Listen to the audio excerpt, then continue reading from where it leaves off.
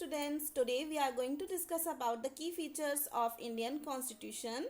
The key features which we are going to discuss today are fundamental rights and secularism. In the previous videos which I uploaded, I have discussed there about federalism, separation of powers as well as parliamentary form of government. These all key features are the part from your NCERT book, from your civics book. These all key features are from the chapter 1. So let's discuss about the fundamental rights. क्या होते हैं fundamental rights? So fundamental rights are referred as the conscience of the Indian Constitution. conscience क्या होता है पहले तो इसको समझते हैं. लेकिन conscience को कह सकते हैं बुद्धि, विवेक या हमारे अंतर मन की जो होती है वो आवाज़. So fundamental rights referred as the conscience of the Indian Constitution. Like this fundamental rights are the inner voice of Indian constitution. Like क्या है ये सारी चीज़ें? लाइक जो बेसिक राइट्स होते हैं ज़िंदगी जीने के, आम रोज़मर्रा की चीज़ों के लिए, कंट्री में, कॉन्स्टिट्यूशनल कंट्री में रहने के जो बेसिक राइट्स होते हैं वही हमारे फंडामेंटल राइट्स हैं. So what were the need for creating these, for making these fundamental rights? सो इसको हम थोड़ा पीछे जाकर समझते हैं कि क्यों ये फंडामेंटल राइट्स कॉन्स्टिट्यूशन में रखे गए, क्यों बनाए रख गए. तो था क्या कि when Britishers were suppressing us and exploiting us, so when there were colonial rule, तो हमें क्या था कि every person was not having equal right for anything. Nobody is free to move here and there, and they were suppressing us. Britishers were suppressing us, and nobody was that free that he or she can choose the right to get education, right to move freely here and there, right to follow their kind of religion. So these things were actually suppressing Indian people so much. They were completely exploited by Britishers. So ये सब चीज़ें देखने के बाद में जो हमारे leaders थे उन्होंने सोचा कि whenever they will be able to get freedom, so then they will form a constitution where every single individual belong to the country. They will get the right to follow any kind of things whatever they want, and these things will come in fundamental rights. So what they wanted to provide fundamental right for every citizen of the country. So constitution makers wanted to ensure set of written rights. उन्होंने सोचा कि इन सारी चीज़ों को, all these fundamental rights will be in written form, लिखे जाएंगी ये सारी चीज़ें, that would guard against the misuse of state. तो उन्होंने इनको बनाते समय भी इस चीज़ का ध्यान रखा कि in constitutional government, like obviously बात है कि government is the most powerful. So ऐसा ना हो कि कभी कोई स्टेट में आपको बता दूं, इन द प्रीवियस वीडियो मैंने आपको बताया था, हम ऐसा नहीं है कि हम स्टेट को यूपी एमपी जो राज्य हैं उनके लिए हम यूज़ नहीं करते, सिर्फ हम इसको कंट्री के सेंस में भी यूज़ कर सकते हैं. तो हमने यहाँ पर इसको कंट्री के सेंस में यूज़ किया है. Like if any country, any government of the country, if they want to exploit the fundamental right of a particular person, so the constitution can guard that person, that individual, from the misuse. Okay, so fundamental rights protect citizens against the arbitrary and absolute exercise of the power by state as well as other individuals. fundamental rights क्या करते हैं? Protect करते हैं citizens को. like if any individual, any state, they are exploiting me, or they are like we are not able to express our views, suppose कर. लेकिन इसका मतलब ये नहीं होता कि लाइक अगर आपको फंडामेंटल राइट्स मिले, आपको फ्रीडम मिली हो, तो आप रात के 2 बजे अपनी छत पर जाकर ढोल बजाने लगो. तो उससे क्या होगा कि आप अपने तो राइट्स जो है, आपका जो राइट टू फ्रीडम है उसको तो आप जी रहे हो, लेकिन जो दूसरों के एक राइट ऑफ रिलैक्सेशन कह सकते हैं, उनको जो उनके जो राइट्स हैं उनका तो आप हनन कर रहे हो. सो ऐसा भी नहीं होता है. आगे देखेंगे. Fundamental rights guarantees the right of minority against the majority.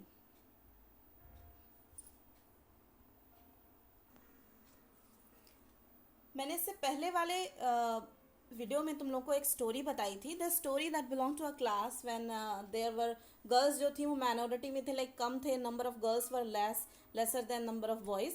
सो यही चीज़ बताने की यहाँ कोशिश की गई, like fundamental rights guarantees the rights of minority against the majority. Suppose करिए कि if any person belong to a caste और एनी पर्टिकुलर पर्सन थे, कि हर कंट्री में ऐसा होता है, माइनॉरिटी मेजोरिटी हर कंट्री में होती है, लाइक हमारी कंट्री में भी है तो दूसरी कंट्रीज़ में भी होगी, लाइक तो कहने का मतलब इतना है कि रिलीजन के बेस पर या स्किन कलर के बेस पर जहाँ मेजोरिटी ज़्यादा है तो वो मेजोरिटी यानी कि ज़्यादा संख्या में जो लोग हैं वो क्या करें कि वो ऐसा ना हो कि they start exploiting the fundamental rights of the people belong to minority. इस चीज़ का भी ध्यान रखना होता है। तो फंडामेंटल राइट्स क्या करते हैं, गारंटी देते हैं, एक प्रोटेक्शन लेयर देते हैं to minority against the majority, कि अगर मेजोरिटी में जो लोग हैं अगर वो उनके राइट्स को, उनके फंडामेंटल राइट्स को छीनने की कोशिश करें तो ऐसा ना कर पाएँ। तो अब मैं आपको बताने वाली हूँ what are the different kind of fundamental rights which our Indian constitution gave us. The first one is right to equality. हम लोग एक एक करके इन सबको डिस्कस करने वाले हैं। सबसे पहला हम जो डिस्कस करेंगे वो है, चलिए सबसे पहले डिस्कस करते हैं राइट टू इक्वालिटी। क्या है राइट टू इक्वालिटी? लाइक मैंने आपको पहले भी बताया था कि हमारे कॉन्स्टिट्यूशन का, देखिए हर कॉन्स्टिट्यूशन का एक कोर होता है, एक बेस होता है, ठीक है। तो हमारे कॉन्स्टिट्यूशन का क्या बेस है, like every single individual will be having the right to equality. सब किसी को बराबरी का दर्जा देना मुख्य उद्देश्य हमारे इंडियन कॉन्स्टिट्यूशन का ये है और रहेगा हमेशा। तो कह सकते हैं कि all person are equal before the law, and this means that all persons shall be equally protected by the law of the country, and it also states that no citizen can be discriminated against on the basis of their religion, caste or sex. Every person has access to all public places including playgrounds, hotels, shops, etc. The state cannot discriminate against anyone in matter of employment. Okay, like मैंने आपको अभी बताया था कि जो Britishers थे, employment हमको हमारी मर्जी का मिल नहीं पा रहा था। बड़ी अगर पोस्ट पर बात करें, ऑफिसर रैंक पे बात करें, तो वो लोग ब्रिटिशर्स को ही रखते थे। एंड उनका क्या था, उनका ये मानना था कि let's qualify, give them education so they can be the office worker. जो इंडियंस है वो ऑफिस वर्कर ही बनकर रह जाए, इसलिए वो एजुकेट करना चाहते थे इंडियंस को। So the state can not, अभी बताया था मैंने आपको कि स्टेट जो है डिस्क्रिमिनेट नहीं कर सकता against anyone in matter of employment, but there are exceptions to all this that you will read about. आपको आगे पता चलेंगे इसके बारे में। The practice of untouchability has also been abolish. सबसे पहली और इम्पॉर्टेंट चीज वो ये रखी गई, इक्वालिटी की जब बात की गई, कि जो अनटचेबिलिटी है, लाइक मैंने तुम्हें बताया था कि शूद्र लोग जो थे, like the people who was doing the unhygienic job, cleaning job, so उनको क्या बिल्कुल अनटचेबल कर दिया था। Like they were not allowed to enter in temples also, and they were not allowed to touch even the to take the water from the well. जहाँ से upper caste के लोग पानी लिया करते थे वहाँ भी उनको अलाउ नहीं था। तो ये चीज़ें अबॉलिश करने की बात की गई। लाइक ये जो प्रैक्टिस ऑफ अनटचेबिलिटी, अछूतपना जो है, तो इसको क्या होना, अछूत वगैरह की जो चीज़ें थी इसको पूरी तरीके से अबॉलिश, ध्वस्त करने की, ख़त्म करने की कोशिश की गई इन फंडामेंटल राइट्स को बनाते समय। अगली चीज़ जो हम डिस्कस करेंगे वो है राइट टू फ्रीडम, कि हर किसी के पास आज़ादी का एक राइट होना चाहिए, राइट, थोड़ा सा राइट फ्रीडम का होना चाहिए। क्या चीज़ है आखिर इसमें, थोड़ा सा डिस्कस करेंगे अब इसको, दैट क्या इंक्लूड करता है। तो this includes the right to freedom of speech. सबसे पहली और इंपॉर्टेंट चीज, लाइक हम एक ऐसी कंट्री में रह रहे हैं, एक ऐसे कॉन्स्टिट्यूशन का पार्ट है जहां पर every single individual is having the right to speak. हमारे पास एक राइट है कि हम अपनी आवाज़ उठा सकते हैं। अगर हम किसी भी चीज़ को लेकर अगेंस्ट हैं, गवर्नमेंट के किसी रूल रेगुलेशन, किसी भी चीज़ को लेकर अगर हम अगेंस्ट है उसके, तो we can speak against that, and we will be having the freedom of speech and expression, and on the other hand the right to form association। हम चाहें तो कोई भी ग्रुप बना सकते हैं और फ्रीली हम इधर उधर कहीं भी खड़े हो सकते हैं, और प्रैक्टिस कोई भी प्रोफेशन हम प्रैक्टिस कर सकते हैं, ऑक्यूपेशन प्रैक्टिस कर सकते हैं, कोई भी अपना कोई भी बिजनेस लगा सकते हैं। सपोज मान लीजिए हम किसी, अगर गवर्नमेंट ने कोई रूल बनाया and we do not like that, तो we can form an association against that group, against that rule and regulation which government has made, and we can protest against that. हम मोर्चा निकाल सकते हैं, मार्च कर सकते हैं उस चीज के खिलाफ।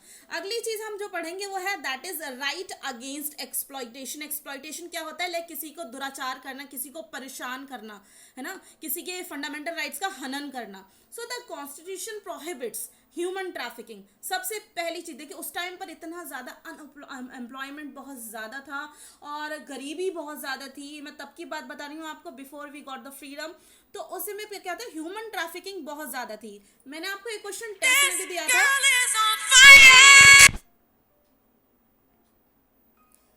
मैंने आपको एक क्वेश्चन टेस्ट में भी दिया था, वहां पर भी मैंने इस चीज को बताया था कि ह्यूमन, बाद में आपको बताया था कि ह्यूमन ट्रैफिकिंग जो होता है, ह्यूमन ट्रैफिकिंग की बात करें तो लाइक इंसानों की खरीद फरोख्त है ना, जहां पर इंसानों को खरीदा और बेचा जाता है। तो इसको पूरी तरीके से प्रोहिबिट करने की बात की गई फंडामेंटल राइट्स में। एंड फोर्स्ड लेबर यानी बंधुआ मजदूरी उस समय बहुत ज्यादा थी, उसको खत्म करने की बात की गई।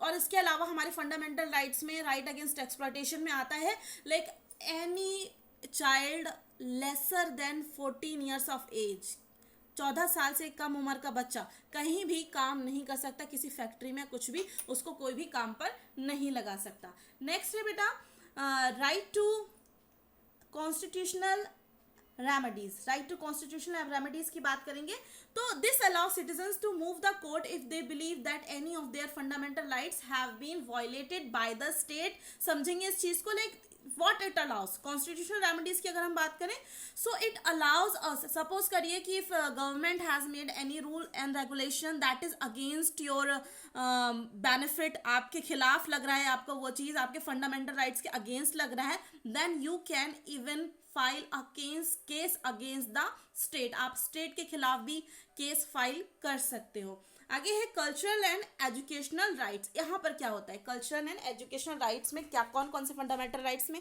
ये चीज क्यों इंक्लूड की गई है, तो the constitution states that all minority religion और linguistic can set up their own educational institutions in order to preserve and develop their own culture। देखिए we are living in a democracy, पहली चीज तो। दूसरी चीज ये कि यहाँ पर अगर आप किसी भी रिलीजन में पैदा हुए हैं तो आपको उस रिलीजन की प्रैक्टिसेस को फॉलो करने का पूरी आज़ादी है। And suppose if you want to change your religion, आप अपना धर्म बदलना चाहते हैं अपनी इच्छा से, स्वेच्छा से, तो आपको उसकी भी आज़ादी है। बट किसी भी इंडिविजुअल को, स्टेट को ये बिल्कुल भी राइट नहीं है कि वो आपका रिलीजन चेंज करवा पाए अगेंस्ट योर विल, आपकी इच्छा के खिलाफ आपका रिलीजन, आपका धर्म बदलवा पाए, ये चीज का राइट किसी के भी पास नहीं है। कहने का मतलब ये है कि अपनी कंट्री में, अपने देश में हर पर्सन के पास राइट है कि वो प्रैक्टिस कर सके, प्रोफेस कर सके, प्रोपेगेट कर सके। प्रोपेगेट इन द सेंस कि अपने धर्म के प्रचार को भी फैला भी सके। तो ये सारी चीज़ें भी वो कर सकता है, इस चीज़ की उसको चॉइस मिली हुई है। और इसके अलावा कोई भी एजुकेशनल राइट्स की अगर हम बात करें तो एजुकेशन कौन सी वो लेना चाहता है, कौन सी पढ़ाई करना चाहता है, तो इस चीज़ की पूरी छूट हर व्यक्ति के पास है। तो अगला है right to freedom of religion. ध्यान देने वाली बात है ये। तो religious freedom is provided to all the citizen, every single individual belong to our country is having the right to follow their religion. हर व्यक्ति को एक राइट है कि वो अपना रिलीजन अपनी इच्छा से फॉलो कर सके। Every person has right to practice, profess and propagate the religion of their choice. अपनी चॉइस का रिलीजन आप प्रोफेस कर सकते हो, उसको फॉलो कर सकते हो, उसके लोग बढ़ा सकते हो, उसमें फॉलो करने वाले, उसका प्रचार प्रसार कर सकते हो। इन सब चीजों का राइट आपको हमारा फंडामेंटल राइट्स, हमारा इंडियन कॉन्स्टिट्यूशन का जो है वो देता है। आगे देखते हैं। तो अब यहां तक तो हमने देख लिया कि फंडामेंटल राइट्स कौन कौन से थे। अब हम देखेंगे फंडामेंटल राइट्स कैसे बने, क्यों बनाए गए, इन सब चीजों के बारे में। So doctor Ambedkar observation about fundamental rights, ये पढ़ेंगे हम। डॉक्टर अंबेडकर, हमें पता है, was the chief of making the Indian constitution, father of Indian constitution भी हम इनको कहते हैं, डॉक्टर भीमराव अंबेडकर जी को। सो इनके क्या थे, at the time they made constitution ही was having two fold objectives. Two fold objectives इनको मिले थे, दो मुख्य उद्देश्य थे at the time of making fundamental rights. The first one was every citizen must be in position to claim those rights. अब था क्या बेटा, देखो ये राइट्स तो बना दिए गए सारे, लेकिन ऐसा भी ध्यान में रखने की जरूरत थी कि हर व्यक्ति को ये हक तो मिल गए हैं, लेकिन इन हक को वो प्रैक्टिस कर पाए, इन राइट्स को वो फॉलो कर पाए, इसका भी एक क्लेम कर पाए, इसको, इस सब की भी पोजीशन में वो व्यक्ति होना चाहिए। So these rights must be binding upon every authority that has got the power to make law. That means suppose सबसे सुप्रीम पावर किसके पास होती है किसी भी कंट्री में, वहां की गवर्नमेंट के पास होती है। तो ऐसा ना हो कि गवर्नमेंट जो है अपनी इच्छा से किसी के भी मौलिक अधिकारों का, फंडामेंटल राइट्स को खत्म और खराब करने की कोशिश करे, ऐसा बिल्कुल भी नहीं कर सकती वो। तो ऐसे में क्या किया गया ये फंडामेंटल राइट्स है, इनकी अथॉरिटी इस तरीके की थी, इस तरीके से को बाइंड किया गया, बांधा गया कि every person will be in a position to claim the rights, claim their fundamental rights. So Indian constitution also have a section called directive principles of state policy. यहाँ पर क्या था, directive principles of state policy की अगर हम बात करें तो डायरेक्टिव प्रिंसिपल स्टेट पॉलिसी का बस इतना सा मतलब है कि जो भी गवर्नमेंट हो, जो भी गवर्नमेंट रन कर रही हो उस समय सत्ता में हो, तो उसके पास क्या हो, उसको एक डायरेक्शन मिले इन चीज़ों का, कि उसके पास डायरेक्टिव सिद्धांत हो इन चीज़ों को कि किस तरीके से वो नए अमेंडमेंट्स ला सकता है, किस तरीके से वो नई चीज़ों को फॉलो करा सकता है, और इन चीज़ों को ध्यान में रखे कि किसी के भी फंडामेंटल राइट्स का जो है वो हनन ना हो, उनको वॉयलेट ना किया जाए. The section is included to ensure greater social and economic reform and to guide to independent Indian state. Example, living wages of worker. तो हम सिर्फ इतनी सी बात से समझ सकते हैं कि ऐसा ना हो कि लिविंग वेजेस ऑफ वर्कर की अगर बात करें तो अगर वर्क मिल रहा है किसी को, तो जो काम उसको जितना मिल रहा है तो उसको उसके काम के मुताबिक ही मेहनताना उसका मिले, इस चीज़ का भी ध्यान रखा जाए. अगली चीज, हमारा जो लास्ट टॉपिक है इस चैप्टर का, वो हमारा लास्ट की फीचर्स ऑफ इंडियन कॉन्स्टिट्यूशन, वो है सेकुलरिज्म. बहुत ही प्यारा टॉपिक है, ये बहुत अच्छा टॉपिक है. और मैं आपको बता दूं, secularism is a very vast topic. इस टॉपिक पर तो पूरी बुक्स लिखी जा सकती हैं, और बुक लिखी भी हुई हैं सेकुलरिज्म के ऊपर बहुत ज़्यादा. तो अब हम डिस्कस करेंगे कि सेकुलरिज्म आखिर होता क्या है. सो मीनिंग ऑफ सेकुलरिज्म डिस्कस करेंगे. तो secularism is like what ever is not connected with religious matter. मैं रिलीजियस के साथ साथ यहाँ पे पॉलिटिकल मैटर को भी इंक्लूड करूंगी.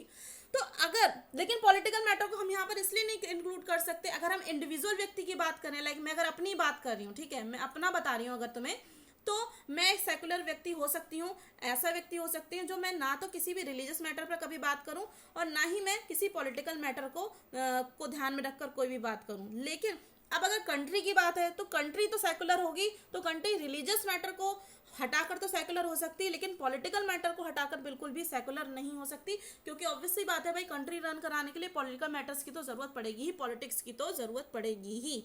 सो सेकुलरिज्म की क्या बात है, that it is not connected with religious matter. Any country, whatever the country is, if the particular country is not connected, is not providing any good benefits to a particular religion, so that country we can call secular country. So अब होता क्या है, what is secular state, अब हम इसको समझेंगे. So a state which does not officially promote any one religion as the state religion, like जो country किसी भी पर्टिकुलर एक रिलीजन को, किसी एक धर्म को प्रमोट ना करे, इस चीज़ को लेकर आगे प्रचार प्रसार उसका ना करे कि ये जो है ये हमारे देश का रिलीजन है, ऐसा बिल्कुल भी नहीं होना चाहिए. तो यही चीज़ बताने की कोशिश की गई है कि कोई भी ऐसी कंट्री जो किसी भी पर्टिकुलर रिलीजन को ऑफिशियली, यानी कि कंट्री के तौर पर गवर्नमेंट, वहाँ की सरकार जो है वो प्रमोट ना करे, तो ऐसा करना, ये वही इस तरीके का स्टेट क्या होता है, सेकुलर स्टेट होता है. इसके अलावा no religion is given extra benefit nor any religion is ignored on any matter. तो सेकुलर कंट्री में क्या होता है कि ना तो किसी भी पर्टिकुलर धर्म को एक्स्ट्रा बेनिफिट मिलेगा, और ना ही किसी भी रिलीजन को, किसी भी पर्टिकुलर धर्म को कोई भी नेग्लिजेंस मिलेगा, नेग्लेक्ट भी नहीं किया जा सकता. अब हम अपने चैप्टर के कंक्लूजन पर बिल्कुल आ चुके हैं. हमने इस चैप्टर में बहुत सारी चीज़ें, इंटरेस्टिंग चीज़ें डिस्कस की हैं. मुझे लगता है ज़्यादातर चीज़ें आप लोगों को जो है वो क्लियर भी हो गई होंगी यहाँ तक आते आते. सो बता रहे हैं कि डिफरेंट फीचर्स हैं इंडियन कॉन्स्टिट्यूशन के जो हमने अभी तक पढ़े हैं. It involve complicated ideas that are often not easy to grasp. और ये भी तुम समझ लेना, इतना कॉम्प्लिकेटेड है इंडियन कॉन्स्टिट्यूशन कि इसको अचानक से तो तुम ग्रैस्प नहीं कर सकते. यहाँ से तुमने इसको समझने की शुरुआत की है ना. From 8th class you have started learning about this. तो वो don't worry too much about this for the moment. अभी अगर नहीं भी चीज़ें क्लियर होनी है, don't worry about it in the rest of the book. आगे जैसे जैसे तुम इस बुक में आगे बढ़ोगे, 9th क्लास में आओगे, तो वहाँ तक आते आते चीज़ों को तुम बहुत ही अच्छे से, सब्सटेंटिवली अच्छे से समझ पाओगे इन चीज़ों को. Okay, so thank you for watching and keep studying. Be happy always. Thank you very much.